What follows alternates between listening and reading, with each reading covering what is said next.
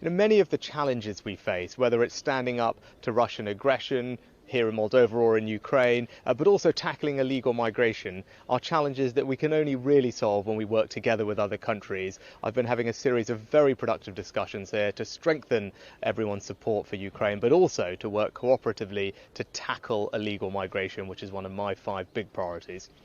One of the meetings you had, Prime Minister, was with the President of Ukraine, Zelensky. And of course, yesterday we also heard from the French president saying that he would like a clear plan on Ukraine joining NATO presented next month already.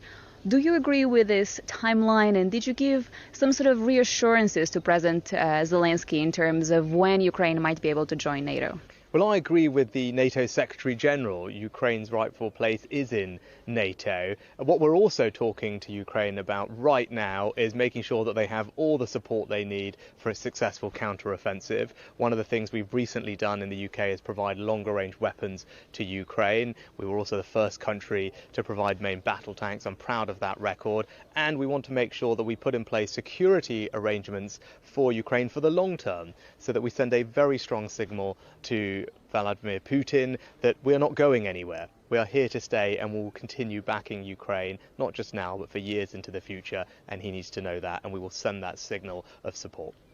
Now, in the past, Prime Minister, you've said that your government will have integrity, professionalism, and accountability at every level. Does that mean that you're going to follow the deadline of 4 p.m. London time today to comply and send unredacted messages to the COVID inquiry that's taking place? Well, I think it's really important that we learn the lessons of COVID so that we can be better prepared in the future. And we're doing that in a spirit of rigour, but also transparency and candour. We've cooperated, the government's cooperated thoroughly with the inquiry today, handing over tens of thousands of documents. And we will continue to comply, of course, with the law and cooperate with the inquiry. We're confident in our position, but are carefully considering next steps. And just to double check, would you be willing to take this subject to court? As I said, we've been long cooperating with the inquiry. Important that we learn the lessons of COVID so that we're well prepared in the future. Government's considering very carefully next steps, but it's confident in its position.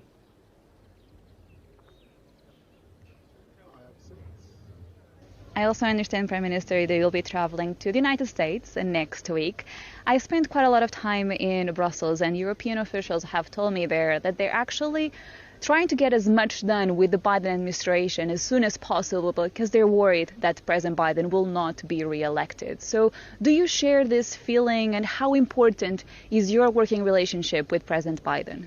Well, the UK and the US have a very strong partnership, obviously cooperating very closely on matters like security and defence, in particular supporting Ukraine, but also we have an exceptionally close economic partnership.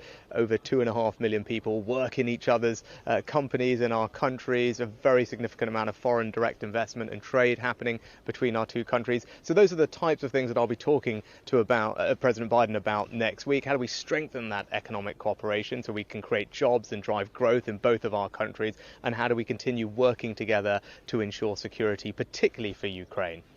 Hi, I'm Joanna Bersecci, and thank you for watching. You can check out more of our videos by clicking on the boxes on the screen. And don't forget to subscribe to our channel for more from CNBC International. Thank you for watching.